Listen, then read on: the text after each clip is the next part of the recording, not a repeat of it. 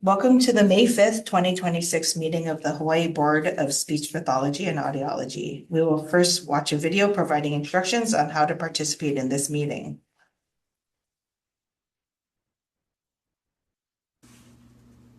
Welcome to the Professional and Vocational Licensing Virtual Board Meeting. When the meeting begins momentarily, the chair will take a roll call, explain any specific rules for this particular board, and then move to public comment. The name of the board member will appear on the bottom left-hand corner of your screen. For instance, this is board member Y, and this is board member E. Public testimony will be accepted at the beginning of the meeting and before each agenda item. You can indicate that you are ready to testify by clicking on the Raise Hand button being circled by the mouse on your screen now. At the appropriate time, the board will recognize you to speak and ask you to unmute your mic as shown here.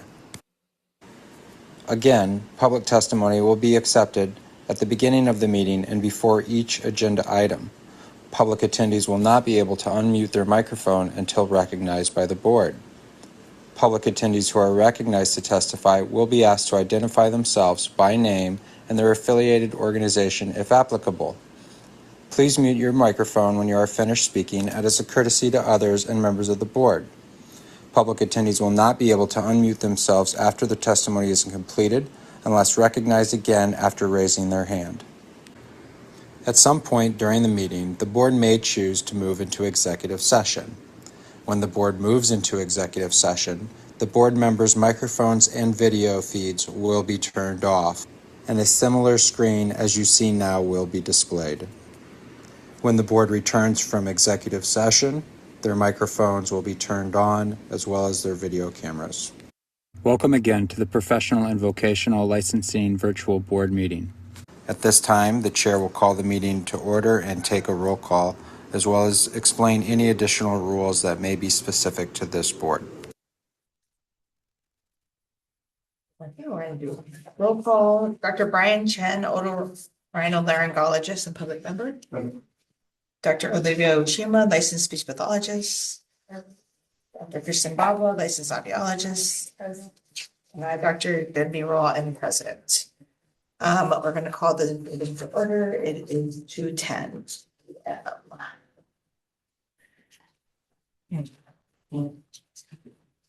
Okay, so we are going to move on to agenda item 2A to review and approve the meeting minutes from February 10th, 2026.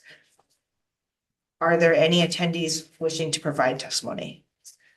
No public testimony at this time. Hearing none, members are there any questions or changes to the meeting minutes?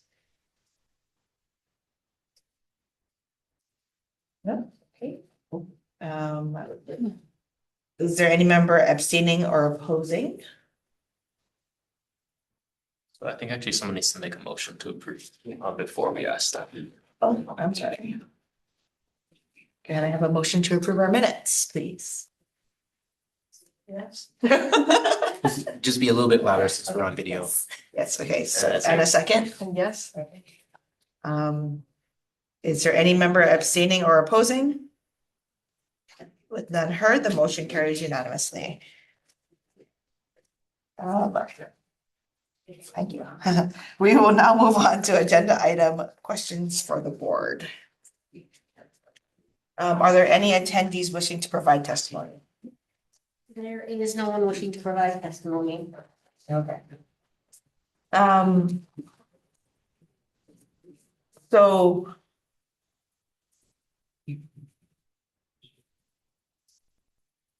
and just read this out loud. Yeah. Okay. There, letter A, the inquirer of this question is living in Senegal, West Africa, completing a graduate program in speech language pathology under the supervision of a licensed speech language pathologist. The current supervisor will be relocating back to the United States at the end of this school year. The inquirer wishes to complete their clinical fellowship year, their CFY, abroad under the supervision of an ASHA certified SLP. The questions are, what specific requirements does Hawaii have for supervising SLPs? For an example, licensure, location, frequency, type, or supervision.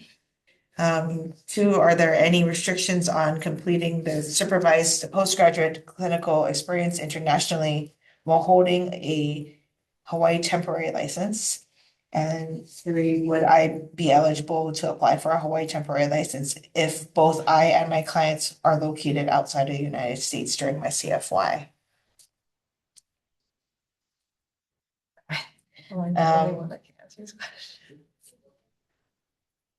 We get a motion to go into an executive session? Is there a need? I don't know, is there a need? Do we need to go? So the only purpose I can think is if you'd want to consult with me as your attorney. But if not, then the discussion should be held in open session. So if you guys just want to discuss generally what what the question is and what your thoughts, then it should be done in open session. But if you have a specific question for me, then we can go into executive session. Can we have it? We can't have it. Yeah, we can have it. It depends. Is there anything like, for example, that you need to ask Jordan about your duties or responsibilities in the board? You're the attorney though, right? Yes. No, I feel like I would need another me, but. You need another speech pathologist, is what you're saying. Yeah, well, because the answer to the first one, I mean, okay, can we have clarification? How about that? Okay. So her supervisor or this person's, the CFY supervisor's moving from Senegal to Hawaii? Or is this CFY moving from Senegal to Hawaii? Right. I tried to get some follow-up questions answered by the by the Inquirer. I hadn't got a response yet. But when I was looking at it, it looks like she's doing her program through a university in North Arizona or something like that.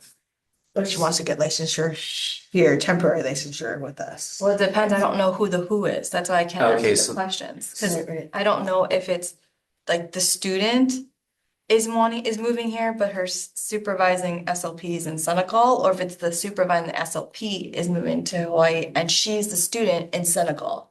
I think she is the student in Senegal who's completing the graduate program. And who's moving? She is or the supervisor's moving? The Supervisor. supervisor is going to be moving Here. No, it back doesn't to the- say. back to Yeah, the just back to the United side. States. But so what, that's I why it's know, so right. confusing. What is the Like, connection yeah, to to Hawaii Hawaii? now. Yeah. Okay, so I think you're tying it into what you guys, I think, need to do. Yeah, because- because I don't, the license is let's- totally different. Right, I think I would suggest you guys talk about the purpose of the provisional license. right. So are you familiar with the provisional license? She's asking for a temporary, and that I don't know That's either. it. I think she's referring to a provisional. Yeah. Okay, Yeah, so the provisional is the license that enacted in 2020. Yeah. And it allows those who haven't finished their CFY to complete their CFY under supervision in clinic or whatever. Yeah, but that's why it's confusing, because so in order for you to practice, you need to be licensed in the states or countries that you're gonna be providing those services for. Right.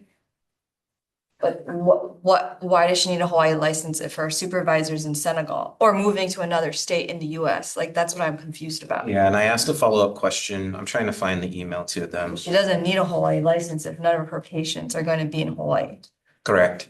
And she can't practice anywhere other than wherever her patients or clients are going to be in whatever state or whatever country. Correct. Yeah, so I can't, I don't know. That's why I was like, I know it. Honestly, you just answered. That's exactly what I would say too, is that I don't see why she would want a Hawaii license if she has nothing to do with Hawaii. Mhm. Yeah. He or Just she. because she's Right, living here is doesn't acquirer. mean like, right, you can do telehealth or I don't know.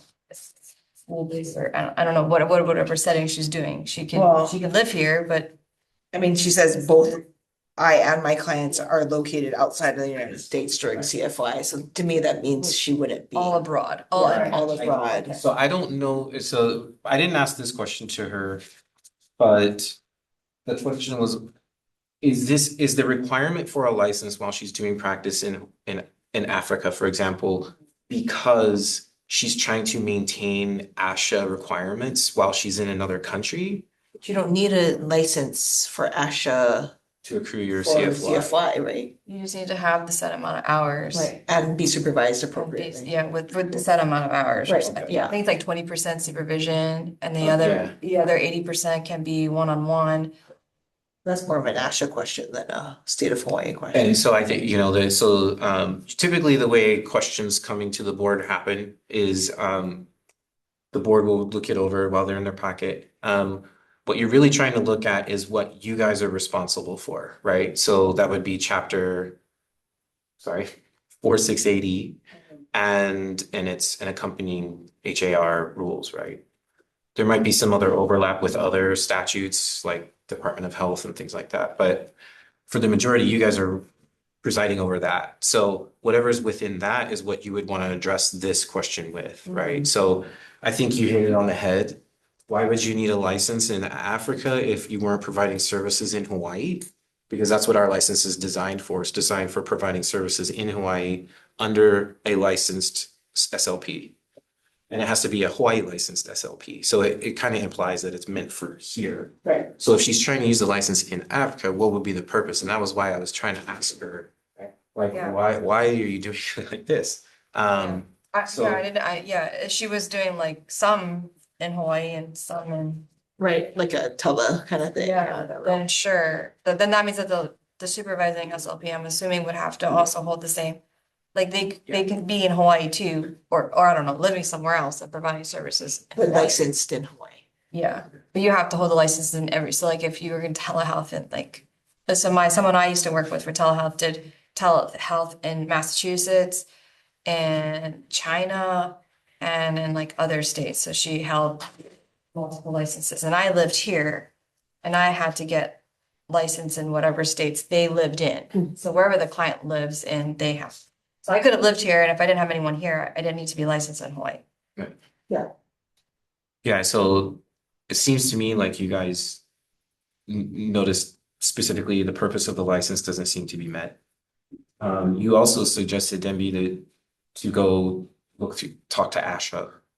Right, because I feel like when we're talking about CFYs, we're talking about for ASHA certification more so than for state licensure, right? Because not every state requires ASHA, et cetera, et cetera. But for us, as we were saying, and so Libby and I were kind of talking about, I don't think that this is a Hawaii state question. This is more of a, what does she need for her CFY? And that CFY requirement is going to be a national requirement more so than a state requirement. Right. Sounds about right. Yeah, I mean, so as a complete layperson and, not familiar with the profession, I interpreted this question, even though it's three, is kind of broken down into two separate lenses. I think one was, the first question was, I think, determining what supervision, I guess the parameters of supervision for purposes of obtaining the requisite experience for licensure in Hawaii. And then the second being how to obtain, I guess, or how that interplays with possibly getting it. She calls it a temporary permit, but I think a provisional license is what she means. So those are like the two lenses. I think the only thing, I think how you guys discuss it are the only ways that, because our rules only speak to, I think, only a few things as far as the leader. I mean, a supervision, it has to be, it provides a time frame, 36 weeks. It needs to be under the supervision of someone who holds the certificate of clinical or the same that she's trying to get. Because it's primarily of clinical activities and it requires the supervisor to periodically conduct formal evaluation. That's the only parameters that our rules place on it. But if she's asking like whether her supervisor is going to be not with her, I guess, or if they're changing it and it's international, it does sound like something that ASHA would be more appropriate to forward her. If that's in compliant, yeah. And if we were going to directly answer her questions, the answer, what specific requirements does Hawaii have for the supervising SOP? They must be licensed in Hawaii. That's the first one, right? Are there any restrictions on completing the supervised postgraduate clinical experience internationally while holding a Hawaii temporary license? The temporary license would only apply to patients that are in Hawaii. And then would I be eligible to apply for a Hawaii temporary license if both I and my clients are located outside of the United States during my CFY? she could apply for it, but Wouldn't be able to because she wouldn't be able, I mean, it's not, it doesn't hold any water outside of Hawaii, right? So, I mean, she could apply for it, right? Dependent on what, If she has a supervisor here. yeah, it was licensed. With a Hawaii license, maybe her supervisor in Africa is a Hawaii licensed speech if pathologist, she's but providing still. services to the public in Senegal, then it's not Hawaii. So even if they're, so I would say, yeah, I mean, you could go detailed and say, well, anyone can apply, but you won't be approved. You know, Well, I like- mean, she would be approved, right? If she had somebody who's a Hawaii licensed speech pathologist who wants to sign off and say that they're gonna work with her but, She would be doing She would- teles. but doing her- to Hawaii. well, I mean, if she's doing services in Senegal, that's Senegal's business for, Right. we can't say that they won't accept our licensure. So technically, if she meets the requirements for it, meaning she has a supervisor that has a Hawaii license, we can't say she's not eligible for it. She meets all of the requirements. That's true. Right? So she could do it, but where she practices, that's not a us issue, that's a Senegal issue, right? I mean, just kind of coming back full circle on the whole thing, right? Like, But she would only need to apply for Hawaii license if she has clients in Hawaii. Yeah. That's the unless it's like, so when we go to different countries to practice, if we go on like a medical mission, they will accept our license in Hawaii as it valid. And we can go and practice there. But was that count towards I don't know. That's not an us question, that's an Asha question. Yeah, right? yeah, And yeah. that's part of, I think, that follow-up question I was trying to understand was if Senegal is requiring her to hold a license, then now maybe this is how she's trying to do it. Is she just has to hold one? But she can only hold one of our temporary provisional licenses if her supervisor is a Hawaii licensee. Right? That's part of our requirement. That's So I think as long as her supervisor is licensed in Hawaii, we can't technically say no. But has to then be employed by the school in Senegal. Right? Or has I'm to. not sure if that was- It could be a private Have practice. to be- But that supervisor would have to have a contract with whatever company that is providing the services for whoever it is in Right, but that's Senegal. not our, that's Yeah, not, yeah, that's yeah. outside of our jurisdiction of who we would. And then I do think she needs to go to ASHA to figure out the If it would- frequency and type of supervision. Yeah, we can't for speak that, to, Because that is Yeah. that's beyond, because Yeah. I don't know if we they're can't speak to international. her CFY requirements and such as She's not that. treading those waters. Yeah. I think the best answer for us as a board would be to say, if your supervisor meets all the requirements, which are licensed in Hawaii, good, whatever, and willing to sign off on it. So we can only really answer the third question, and the first two questions would be ASHA. No, the first question is about the supervising SLP, right? So we know that for her to have a provisional with us, the supervisor has to be licensed in Hawaii. is that true even for, I mean, I guess the way that I interpret the first question is, what do I need? What does my supervisor need as far as licensure location, frequency, type, and supervision for my clinical year to gain the requisite experience to apply for the exam? Do you need supervision locally to apply? That's why I said she needs to go to That's ASHA. ASHA Because question. that's why I said, Yeah, I know there's a number, Yeah, like of your 40-hour week, or if you're 20 hours, you need to have, I think it's 20%. and even licensure location, right? Like theoretically, someone can get their clinical Wasn't in experience person. somewhere else, and then they want to apply here, and they would use that experience of supervision located somewhere else for here, right?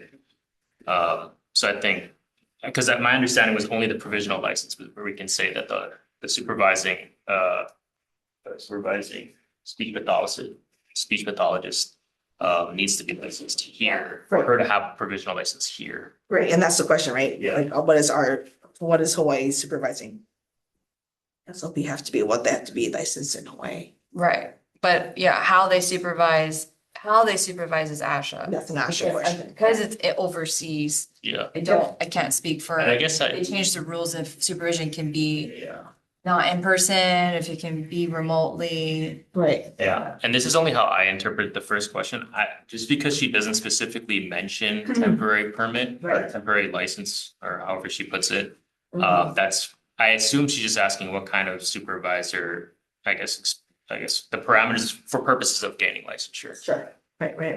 But I think maybe my general recommendation in the response is like, we're making a lot of like factual and logical jumps because we don't have, there's a lot of gaps in the information. Yeah. I think maybe a broad response initially, and if she has follow-up, be appropriate, just pointing her to like the applicable rule.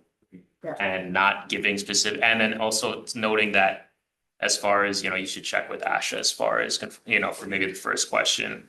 And likewise for her, to the extent that you're asking about temporary permits, I mean, we refer you to this, law that requires, when we note that the supervising pathologist needs to be licensed here. Yeah.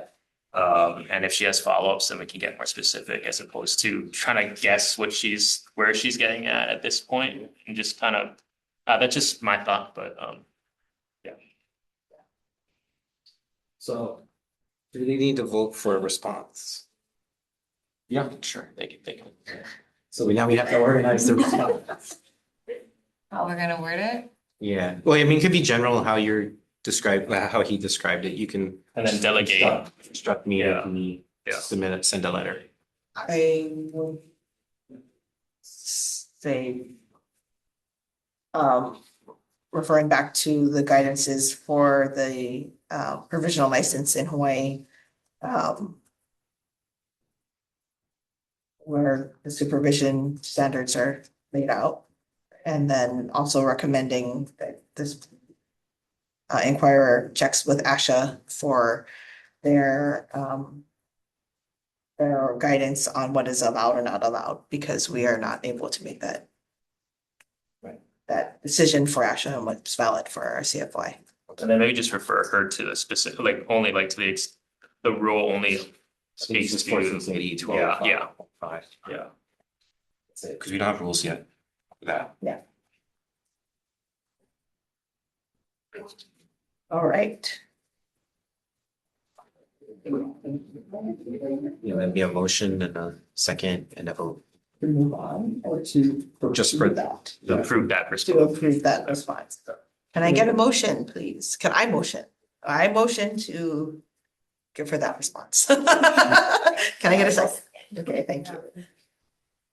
Any objections?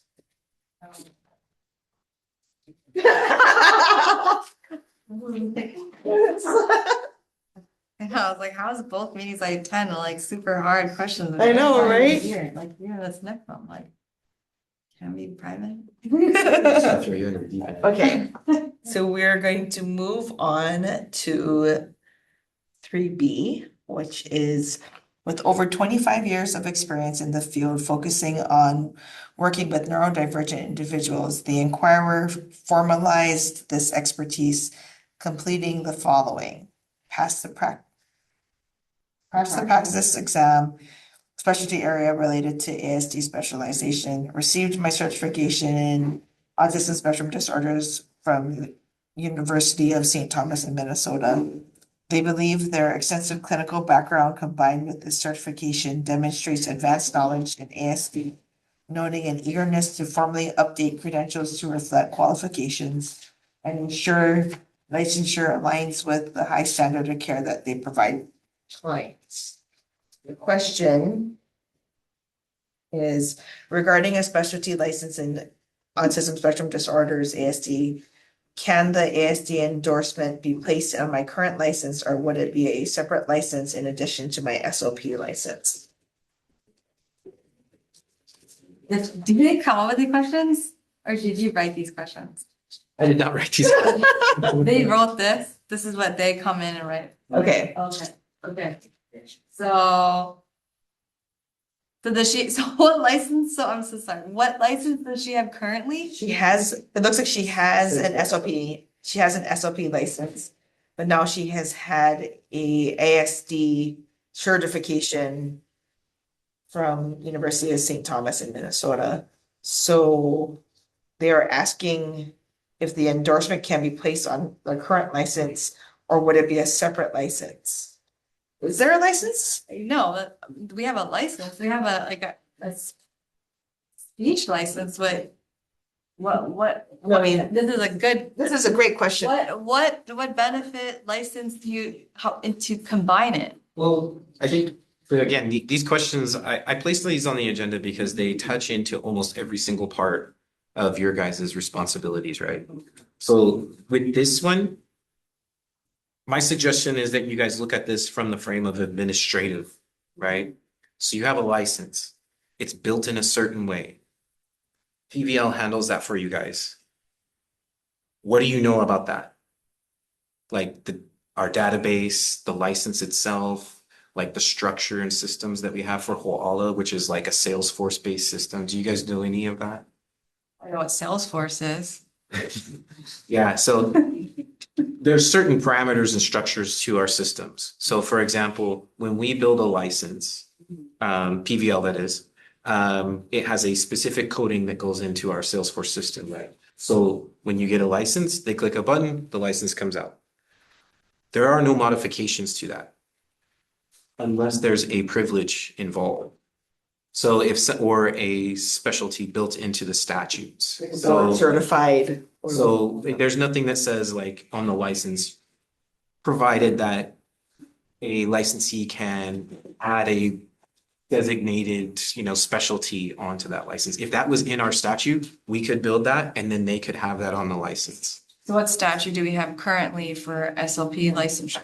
None of that. Well, but sorry, let me look here. I don't think, is there an ESD certification? Not that I saw. I didn't discern any certifications or additions that you would add to. Well, no, but I mean, is there one on its own? Like, is there such So a I thing? emailed the behavioral analyst board, program. Yeah. And I didn't get a response yet. Okay. But what I wanted to ask was, with this information, would they be eligible for licensure? Because we could refer them to behavior analyst program to deal with that license part of it. If they were up to, had the credentials to obtain that license, then that wouldn't be our question, right? It would be for behavior analyst program. I also don't think that that's for us to say if somebody's meeting a standard for another license. Right, so that's why I was asking if the program, if the program says no, they could not, then I wouldn't say go talk to. Right. But What it sounds with to me. regard to the very specific information, we can't add information into our licenses. Right. It's a form structure. Right. But anything, I just want to know for like across the board, are there, and can you add anything to a speech pathology license? Has anyone added anything? And what was that? No. Okay. No. Okay. And then, so are there any specialty licenses in autism spectrum disorders that exist in our system? That's Not in our system. okay. In the United States? Yes. I don't know. Okay. But in our system, no. Yeah. Okay. So I feel like this is somebody who wants basically it to be highlighted in a way that's beyond Resume. a resume. Yeah, exactly. It's like a gold star. But then usually what happens is that if they have a training or some type of certificate, whoever not the endorser, but whoever is like, I don't know, sponsoring it or the name of the company or whatever, they have a website. And usually if you type in like someone, if you put for an outsider, they put in like Hawaii, everyone who's done this course pops up in Hawaii. And you can click on those providers Yeah. to see. For the certification, right? Yeah, yeah, for anything, like if you're like if you're specialized in like LSVT, like loud, right? You can go to the LSVT website, you put in your name, MDTP for swallowing, you put in your name and everyone. Yeah, that's what I was thinking of. It's more like it. So I would also refer the board to 4683, which is the practice as speech pathologist or audiologist, title or description of services. So a person represents oneself to be a speech pathologist in Hawaii. When the person holds oneself in public as a speech pathologist, speech pathology, speech therapy, or to use these terms, speech therapy, speech correction, speech correctionist, speech therapist, speech clinic, speech clinician, language pathologist, language pathology, logopedics, Yeah, that's European. logopedist, communicologist, a physiologist, voice therapy, voice therapist, voice pathology, voice pathologist, language therapist, or phoniatrist, or any similar titles. So that's quite a lot, but I think I gave her a preliminary response that she could use these terms, right? These terms are protected. So because she's licensed, she can use these, but there's nothing in the statutes that's silent on marketing oneself with a additional specialty. So there's nothing that bars someone from doing that. It really sounds like. To say. There's, yeah, I kind of feel, well, I feel very strongly to the point of our licenses don't have a separate delineation underneath it. There's nothing that's additional and additive, so the answer should probably be no. We cannot put a specialty ASD stamp on her license and her current license. Partially because it's not really within our scope to, And then additionally, administratively, it's just not possible. it's not a feasible thing to start adding those things in, so. Okay. Second. Let's see. Is that a motion? That's a motion. Okay, I will second that option. Okay, and other. Anybody, I don't want to toss, no, I'm for it. Okay. Second, a third? Dr. Chan? In it. Okay. I mean, that's. Okay, All right. now we will move on to agenda item 4, administrative rules. Where the board is. The board is review chapter 16100 Hawaii Administrative Rules pertaining to speech pathology and audiology. The board will review and discuss whether there is a need to amend sections or language. The board may also create a permitted interaction group to address this, the matter pursuant to chapter 92 RS. Are there any attendees wishing to provide testimony? No testimony at this time.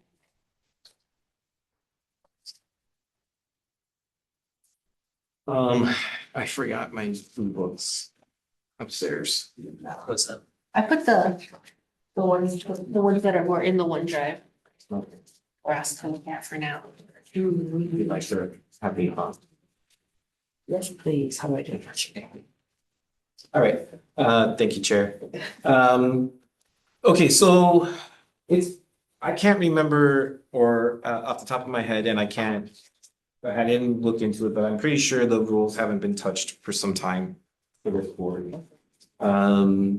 We kind of tied into it with the questions with the provisional license. So right now there's statutes, but no rules. Honestly, I don't know.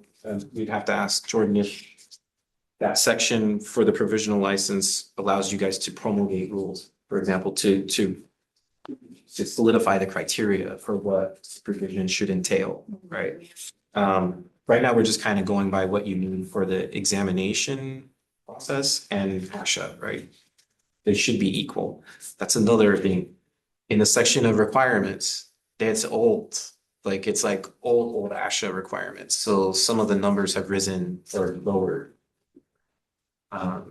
So there's just kind of spots within the rules that the board might want to take a look at to just update things. Maybe even prepare for amendments if there is something. I know we had in the last couple of years discussions about SLIPAs. Yeah. So, and if being prepared for any kind of legislation that might come through, creating them. So, the idea that I was gonna pose to you was to go basically section by section going through them. And we can, the board can, if it chooses to, continue on throughout the meetings to keep this as a standing item and that you guys just keep working through them. Like, we don't have to go through it all at once. You guys can take your time in between meetings to look through it, match them to the statutes, see how it works a little bit better if you need. But really, we're looking to try and get amended rules. And then we can address certain things like the provisional license or the criteria for standards. Because our pathway for examination is not the same as ASHA Triple C right now. If you technically look at the requirements for ASHA Triple C.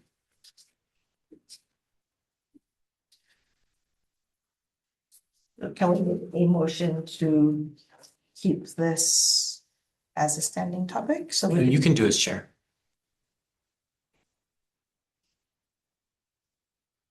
um, If there's anything you guys have or would like to include in this as a subject matter for the agenda item. Can- you can, will you be able to clarify for us what the permitted interaction group is? That's two people? So I can, Jordan, can yeah, so that term falls under I guess our sunshine law, which is what governs our public meetings. And just in a nutshell, so except for limited exceptions, the board members, you guys are only allowed to discuss with each other board business only in these meetings and not outside of these meetings. If, however, there's a mechanism under sunshine law where the board can create a permitted interaction group between, I guess, in this case, sorry, how much is needed for form? 4 is needed for form. Sorry. 4 needed. So you can make, I would say, up to 3 members. You can appoint 3 members to create what's called a permitted interaction group. That would allow you 3 to meet or to discuss a specified topic outside of board meetings, and you can only discuss that topic. So, for example, if you want to make a pick for amended rules for this chapter, you could vote to create one, and then you can that members of that group can meet outside of a meeting to talk about it, and then eventually present it to the board. And there's a very specific peculiar procedure that has to happen. So you need a 1 meeting to create the pig. Sorry, the pig is the to create it. And then at that meeting, you need to identify the members and their respective responsibilities and the specific purpose for the pig. You guys can meet for however long you need, and then at whatever meeting that pig is ready to present their recommendations or findings, we would make that at the second meeting. And so you'd make a presentation on your recommendation of findings, and then you guys have to stop that, and all discussion has to end. There can be no discussion on it at that meeting. Any decision making would have to be done at a third meeting. The purpose for that is because it allows the public an opportunity to hear what the pig recommended and found, and to allow them to digest it and then present public testimony at the third. And then once that second meeting is done, legally the pig is dissolved, so you guys can no longer talk outside of the meeting. So that's a not so short explanation of what that is. Are these the same? Yeah, maybe. There's 3 different ones. One doesn't have the signatures. Oh, Has big spacing. One has. that one, yeah, that one's for you guys to work on. Okay. I actually created different ones that were in brown or blue booklets, Oh. and I left them upstairs. But I was gonna have them take them home, and that way you can bring them in and But these are all the same documents? likely, yeah. So These probably have redundant, sorry about that. No, that's okay. I was just wanting to make sure that I'm not looking at 3 separate. No. Okay. So yeah, I mean, These 2. Is there like a minimum, like how we have like a public member and like a speech pathologist and an audio, is there like any specific combination that we need? Not legally. Dr. Chen has to be in every single one. It has to be less than a quorum, though. It can't be a quorum of. Okay, can be a 4. I believe any kind of, I believe interactions outside the meetings with those 3 can also involve other people who are not board members. Yeah. So if you have association member who. There can has- be no more than 3 board members in Yes. that discussion period. Yeah, but if you wanna. Do they have to be Public member. named ahead of time? No. No, so as long as there's not, we can't all be. I think just what might be appropriate is like at the second meeting, whoever's in the FIC can just identify who they collaborated with, and if they want, that person could come to the meeting as well. Yeah, so where this might come into play, say Erin contributes, but then now she's off the board, she can still kind of remain in help, but as a public person helping as a collaborator, yeah. Okay. So we should wait. That's why. Right, I think what I'm hearing is that we should look at this at the next Yeah. meeting. Oh, yeah. Yeah, I mean, But- digest it. Take it and read it and kind of come game face on for the next meeting. This is it. This is the legit document, all of it. Yeah. This is the final version that we're looking at to try and fix. There's a current version, I guess that's how I would describe it, is that if you go to the board's website, you scroll down, you'll see the statutes and rules. This is the one that is current. So what you guys are trying to do is now amend that, which would create a new. Okay. And the last current was Yeah. 13 years ago. Yeah. Okay. It happens. Some of them, psychology, for example, was 94 or 98. Yeah. So it's some of the boards and programs we have here have like really old. Yeah, I mean. It's a very strenuous, tough process. Well, and also It'll not make it many easy changes to within our skip out on legislature. Right? So, and that's, it's the democratic way. Sure. But, we just want to make sure everybody's informed well enough before rules go in as permanent. So that's really what this is all about, but. Do we all have to be present if we do, like, can we do virtual? Do you guys create a Yeah. big, no, it can be however, it can be through email. And phone. how do we notify the, If you guys meet, you don't have to notify, it can be just amongst yourselves. oh, okay, There's no, you don't need to Tell coordinate me whatever. as long as we're not just. Like say you did want to bring in, do like a Zoom, Yeah, because you need some people that are like on mainland or whatever. Courtney and I could probably help you set up a Zoom link, okay, and then that way you guys can have. cool, But again, that's just information about a pig that I'm not sure you guys are ready for yet. but- Yeah, right. Okay, I would like to make a motion that we all go home and read this. So and return for further discussion at our next meeting. Yeah. Okay. then just one note, and I don't know if this is helpful, but just legally, like when amending rules, I think. So the rules, there's two legal authorities that govern the practice, right? It's our laws and then it's our rules. The laws are created by the legislature, the rules are in your guys' wheelhouse. I think the main thing when you guys are contemplating amending the rules is that we can't contradict the law. The law always supersedes the rules. And if we're creating new rules, there needs to, like, I guess it needs to tie with whatever the law sets forth. So we can't just create, like, let's say a special license under the rule if it's not contemplated under the law. For example, the autism, it was an ASD or whatever. If that's not provided for under the law, I think it would be a stretch to have it by rule. Sure. So the provisional license and slip thing, that's a law? Provisional license is a law. SLIPA, not yet. It's not anything. It's not even bills yet. So That's that's why- discussion. Yeah. So I think with your packet, I think it came the laws. I think it's helpful to read them in tandem because even the current rules, when you're going through it, the law.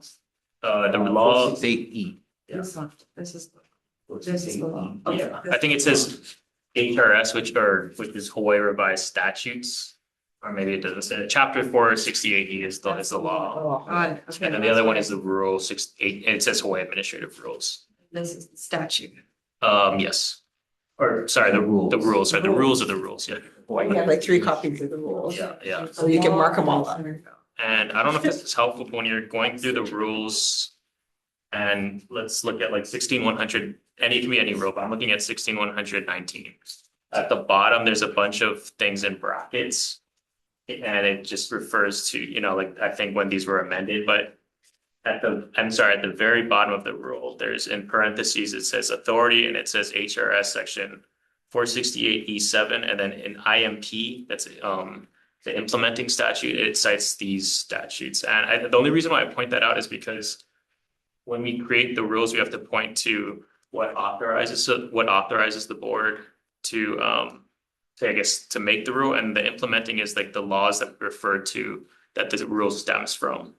So I guess there needs to be some sort of like tie back to the law, is all that to say, is that, so when you're thinking about amendments or creating new rules, just try to think of how it ties back to the laws, because that'll be helpful. Footnotes. Yeah. So you're just citing. Yeah. Sweet. So there's, yeah, it's, the playing field you guys are dealing with is expansive. It's very big, and there's a lot of parts in there. And so you kind of have to move around, make mistakes, and then try and understand where the lines of logic are touching, and, like Jordan said, it's just a matter of spending more time with them. But yeah, the logic is there, luckily, so. Thank you, Julie. That's true, that's true. Okay, Okay. we will now move on to agenda item 5, application ratification. Are there any attendees wishing to provide testimony? No testimony.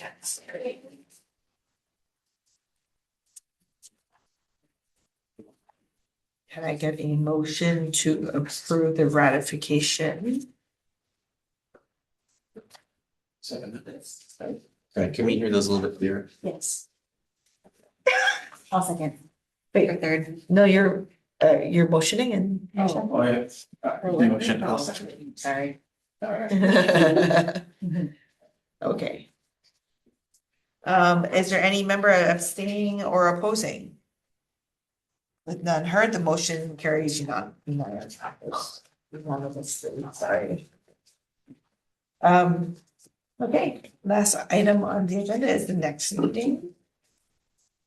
Our next meeting will be Tuesday, July 21st, 2026, Queen Elizabeth Open Money Conference Room. I won't be here. I won't be here. So we have two people now. I won't give you that. Yeah. So it will not be on July 21st, 2026. I mean, I can get a substitute, but if, I don't know. So the, I can tell it in. I can't, I'm gonna be out of the country. well, we already would. Yeah. Oh, you have to be in person? We, it can be, we can zoom in. Yes. I'll be in the East Coast, so it'll be late. I can't. It'll be early too. So that's okay. Is there another date around that one that works for people? I don't know when I'll be back. Oh, really? Yeah, well, I mean, I'll be back, but I haven't booked, like, I don't know if I'm going somewhere before it or after it. I see. Right. So Okay, well, I guess at this point we can just, well, the first things first, just so the new members know, we have to get Dr. Chen here. Right. Although if he's not here. Are you available? And though, if you look at section of the law, if you look at section, let's see, July 7th, I'll be. function and powers, no. No, board speak, it's 468. So D for 468E6. Okay. So 4 members of the board shall constitute a quorum for all purposes, but in no instance shall a meeting of 2 speech pathologist members and 2 audiologist members alone be considered a quorum. Which means we need a public member. And since Dr. Chen is our indeed public member, we have to kind of be based on what his availability is. And then all of you guys come in after, like, so. My suggestion in the future is if we can try and do this with everybody at the end of the meeting, so we won't have to do. Yeah. But for this meeting, I can definitely reach out to y'all and find a different date, or we can just wait till the next meeting, which is actually. July 7th. I mean, I know for sure the beginning of the month I'll be there. It's a Tuesday, I have to do it on Tuesdays, right? I'm free in July. That's something here. I don't have you marked as out. I have. Oh, you I can't travel moving- anyway, but I will. Have you moving on the 6th? Oh, shit, that's right.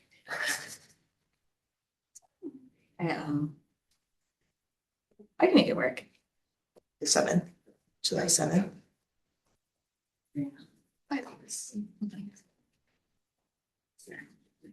July 7th, would that work for you?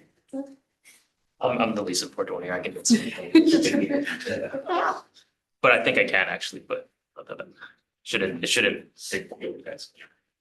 Okay. Is Is August available for you guys? In August.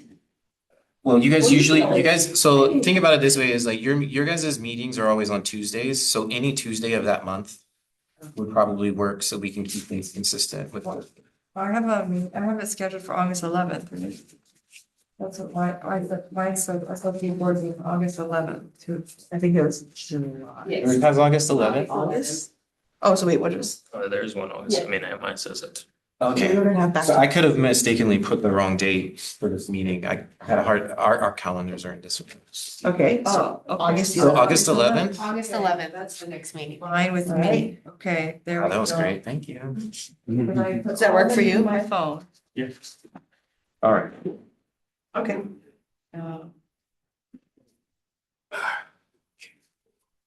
Thank you for doing that. And the one after that's November 3rd. Oh, no.